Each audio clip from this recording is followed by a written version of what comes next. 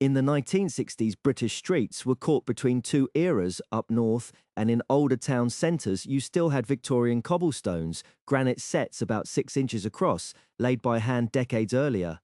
They rattled your teeth in a car and made a hell of a noise, but they lasted. New estates and main roads got smooth, dark grey tarmac, machine-laid and level.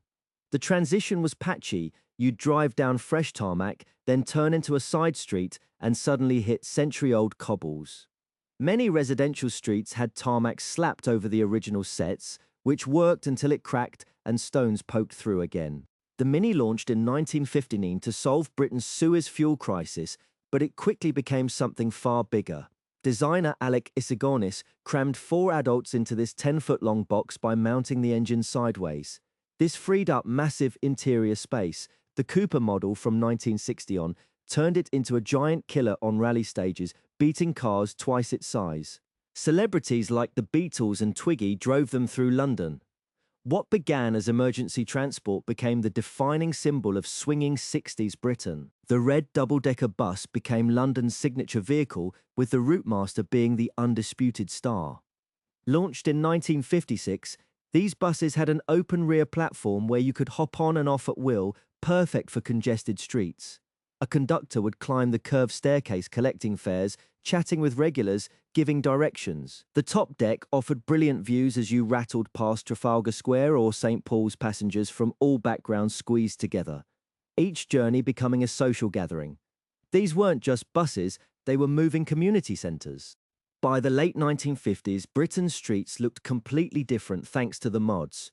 Young working-class men wore sharply tailored suits with narrow lapels and slim-cut trousers, topped with army surplus parkas when riding their Italian Vespas and Lambrettas. Designer Mary Quant, working from her Chelsea boutique bazaar, kept raising hemlines higher and higher until the miniskirt became the decade's symbol. Carnaby Street and King's Road turned into fashion destinations where small boutiques sold affordable, brightly coloured separates. For the first time, ordinary young people dictated fashion rather than Paris couture houses, and you could see this revolution simply by walking down any British street. Before supermarkets moved in, corner shops appeared on practically every street, positioned at junctions where visibility was highest. Windows displayed faded posters, screaming tabloid headlines, and stacked goods visible from the pavement. Most were family-run, often by immigrants working dawn until late 7 days a week. You'd stop for milk or cigarettes, and the person behind the counter knew your face, maybe your habits. These places functioned as neighbourhood hubs where locals gathered and gossip travelled. Corner lots were chosen deliberately. Foot traffic flowed from 2 directions at once. After the Second World War, Britain's cities were choked with Victorian slums, many of them back-to-backs without proper bathrooms. Local councils saw an opportunity to sweep them away and build something modern in their place. The solution they chose was brutalist tower blocks, concrete slabs shooting up 20 stories or more. Birmingham alone built over 400 in 20 years. These blocks had central heating and indoor toilets the old terraces lacked. At first, people welcomed them, grateful to escape rat-infested courts. The concrete was meant to look crisp and white, a symbol of progress. Before television dominated childhood, streets were the playground. You'd see kids chalking hopscotch grids on pavements, using lampposts as goalposts for football, or playing cricket with any bit of wood as a bat. Traffic was light enough you could spend hours outside without worry about cars. Children mixed together freely, boys and girls inventing games with whatever was to hand, bottle caps, stones, bits of rope. The seasons somehow decided what got played, though nobody could explain how everyone knew it was marble season or time for whips and tops. By the early 1900s, lamplighters were becoming obsolete. Electric lights didn't need men walking around at dusk with poles. They switched on by themselves when photocells sensed darkness or timers at the power station clicked to the right position. One person flicking a switch could light entire neighborhoods at once. Lamplighters who'd walked the same circuit for 30 years found themselves out of work overnight. A few cities kept gas lamps in their historic quarters, but most were gone by the 1950s. The soft amber glow on wet cobblestones got replaced by harsh electric white. From the 1920s onwards, British high streets started looking remarkably similar, no matter which town you were in. Woolworths arrived from America in 1909 with their red and gold fascias advertising threepence and sixpence prices on everything. British home stores copied the formula starting in 1928, with goods priced threepence to 5 shillings. Marks and Spencer went for a posher look, with bronze shop fronts and pale Portland stone facades. Each chain had standard designs. Woolworths got bronze frames and barley twist columns. Marks and Spencer had neoclassical pilasters. British home stores used cream terracotta. Walk past any branch and you knew exactly which chain it was just from the shop front. The K6 telephone box, designed by Giles Gilbert Scott in 1935, was how most people made calls from the street. Before home phones became standard, you relied on these cast iron kiosks painted bright red so they stood out. Inside was a telephone and a coin box where you fed pennies to connect your call. The boxes had teak doors to withstand rain and glass panes arranged in 8 rows. By 1940, there were 35,000 of them dotted across Britain. They were essential street furniture, your lifeline when you needed to contact someone while out and about. The 1956 Clean Air Act changed London almost immediately, but not overnight. Smokeless zones popped up across the city and coal-burning restrictions kicked in fast. Within a few years, you could actually see the difference. The thick yellow pea soupers that used to blanket entire streets for days started thinning out. They still happened, though. There was another nasty one in 1962 that killed several hundred people, but that was the last major smog the city would see. By the mid-70s, coal use had dropped by about 2/3 and smoke levels in London fell by around 76%. The air wasn't perfectly clean yet. Industrial chimneys still pumped out pollution and diesel fumes were becoming the new problem. But the days of not being able to see your own feet on the pavement were finally over. Italian scooters became the wheels of choice for British mods in the early 1960s, and for good reason. A Vespa or Lambretta let you zip through London traffic without getting chain oil all over your expensive suit, which mattered when you were spending half your wages on Italian clothes. The step-through frame meant you could ride in proper shoes instead of motorcycle boots, and the body panels shielded everything underneath. Mods customized these machines heavily, adding dozens of mirrors, chrome crash bars, extra lights, custom paint jobs on bank holiday weekends. Hundreds of scooters lined the seafronts at Brighton or Margate, all gleaming chrome and two-stroke smoke. These weren't just transport, they were rolling statements of identity. The street markets were where ordinary people did their shopping before supermarkets took over. Saturday night was the busiest time. Thousands of barrows and carts jammed the streets, piled with cabbages, turnips, apples, oranges, fish. The barrow boys and traders never stopped shouting, "Chestnuts, a penny a score. 3 a penny bloaters, beautiful whelks, a penny a lot." Every one of them was trying to make a penny profit out of the poor man's Sunday dinner. The air was thick with the smell of fish, coal smoke, and crushed cabbage leaves. Naphtha flares and gas lamps lit the whole scene bright as day, and families came not just to buy, but to enjoy the show. Victorian pubs were built to grab attention on crowded working-class streets. The facades were deliberately ornate, decorated with bright-coloured tiles, wrought iron grilles, and gaslights that glittered in the evening. Swinging signs above the doorways advertised the beer inside, painted with brewery names in elaborate lettering. Most evenings you would see groups of men gathered outside on the pavement, smoking pipes and talking before heading in. These places were far more than drinking establishments. The pub was the absolute heart of working-class street life, the only real public space where men could spend their free time, play dominoes or cards, and escape their cramped homes. The zebra crossing arrived in 1950 after the Ministry of Transport admitted those metal studs on the road weren't working. Drivers couldn't see them, especially at night. After experiments at the Transport and Road Research Laboratory, they added black and white stripes. The first one appeared in Slough. Each crossing got flashing amber globes on black and white striped poles, Belisha beacons, named after Transport Minister Leslie Hoare Belisha, who introduced them in 1934. The whole point was giving pedestrians a fighting chance, make crossings visible enough that drivers would actually stop. The northern mill towns all looked remarkably similar. Rows of brick terraced houses packed tight together, some back-to-back sharing 3 walls, others separated by alleyways barely 8 or 9 feet wide. These houses were 2 or 3 stories, built fast and cheap to house the thousands of mill workers. Towering over the terraces were the mill chimneys, dozens in a town like Oldham or Bolton, each pumping black smoke that stained the brick dark and turned the sky grey. Streets were narrow and cobbled, everything pressed close. This was working-class architecture stripped to its essentials, designed to pack families within walking distance of the mills where they worked 12-hour days. In the mid-60s, London became the coolest place on earth, and Carnaby Street was where it all happened. This 3-block strip in Soho buzzed with boutiques selling gear to mods and rockers, bright colours, bold patterns, clothes your parents wouldn't be caught dead wearing.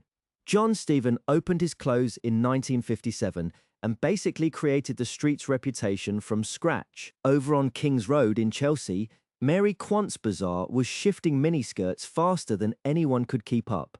Bands like the Small Faces and The Who would shop there between gigs at underground venues like the Marquee Club. By April 1966, Time magazine made it official, calling it Swinging London. The milk float arrived around 5:30, electric motor humming as glass bottles clinked in wire crates. Your milkman knew exactly what you wanted without asking, and if you needed extra, you'd leave a note tucked under yesterday's empties. The bread van came an hour later, diesel engine much louder, sometimes with a toot to let you know. Both drivers knew every house on their rounds, who'd gone away, who always wanted more at weekends.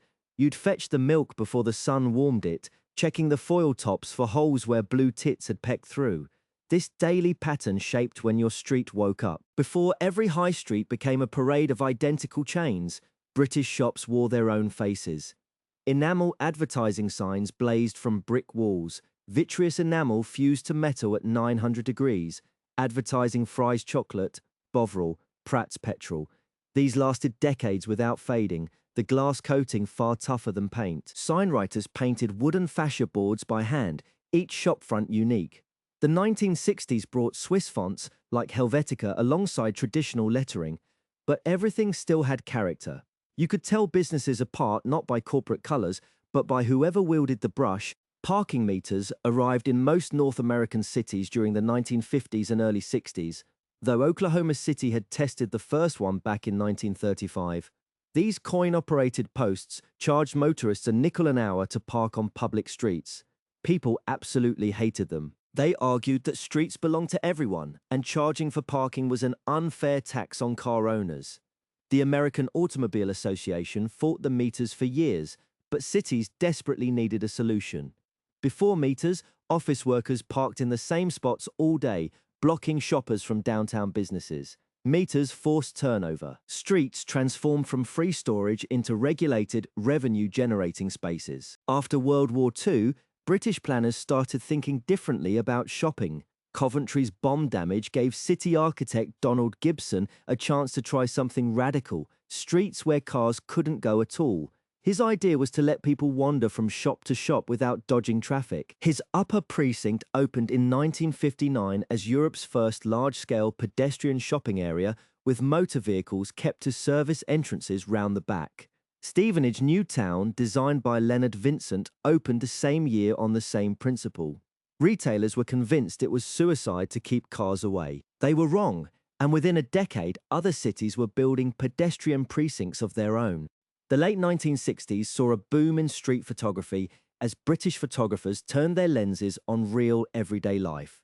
Tony Ray Jones came back from America in 1965 after learning from New York street photographers, and he set about documenting the English at leisure with fresh eyes. He drove round in a camper van with his Leica, shooting seaside towns, festivals, and village fetes in black and white. His pictures had this surreal quality, catching genuine moments that looked theatrical but weren't. Don McCullin went for grittier subjects, photographing poverty and conflict without flinching. Together, they pioneered a documentary movement that preserved Britain's vanishing traditions before modernization swept them all away. Before police cars took over, you had the bobby on the beat walking his patch every day. This was a set route through specific streets that he covered alone. Same bloke at roughly the same times, so everyone knew him. He wore the distinctive helmet and carried just a wooden truncheon. What made it work was familiarity. He knew which families lived where, who the troublemakers were, and locals knew they could ask him for help or directions. It was community policing before anyone called it that, the uniform acting as a visible deterrent just by being there on foot. On the 1st of May 1960, betting shops became legal in Britain, and within 6 months, almost 10,000 of them had sprung up on high streets across the country. But the government didn't want to make gambling look too appealing, so Home Secretary Rab Butler insisted every shop had what he called dead windows, meaning they were blacked out or shuttered completely. You couldn't see inside and passers-by couldn't be tempted to wander in. The shops looked more like undertakers' premises than places of entertainment. Inside was just as grim, with bare counters, wire grills, blackboards showing the races, and tinny speakers called blowers delivering commentary through thick cigarette smoke. By the late 50s, the teddy boy look was on its way out in London. The drape jackets and greasy quiffs that had defined working-class youth were giving way to something sleeker and sharper. Italian-inspired fashions crept in, neat hair and tailored suits that would become the mod scene. In the provinces, the Teds lingered a bit longer, still clutching their brothel creepers and bootlace ties. But even there the tide was turning. By 1962 or 1963, if you spotted a teddy boy on the street, he was probably one of the older ones refusing to let go. The younger crowd had moved on. After the Second World War, Britain built brand new towns from scratch to house people from bombed and overcrowded cities. Places like Harlow in 1947 and Milton Keynes in 1967 were utopian experiments, complete planned communities instead of organic growth. Milton Keynes used a strict grid of wide roads about a kilometre apart, connected by dozens of roundabouts with separate underpasses and cycle paths threading between grid squares. Town centres had masses of parking and pedestrianised shopping, nothing like a cramped medieval high street. This was modernist planning, trying to fix what they saw as the chaos of old towns, wide open, green, rational, designed for cars. By the 1950s and 60s, streets stopped being just routes from one place to another. They became stages for political action. The campaign for nuclear disarmament organised massive Easter marches from Aldermaston to London, with thousands walking 50 miles over 4 days carrying peace symbols and banners. Anti-war protesters filled city centres, blocking traffic and turning roads into temporary venues for their message. This wasn't the occasional riot or spontaneous gathering. It was regular, organised, deliberate. Streets were now recognised spaces where ordinary people could march together and demand change. The tarmac belonged to everyone, at least that's what the demonstrators believed. By 1969, the streets looked nothing like they had 5 years earlier.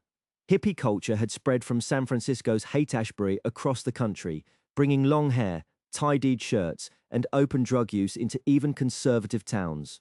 The early 60s had featured clean-cut students in button-downs and pressed trousers, but now beards, beads, and bell-bottoms dominated street corners. Schools had changed too, teaching sex education and encouraging kids to question authority in ways unthinkable back in '63.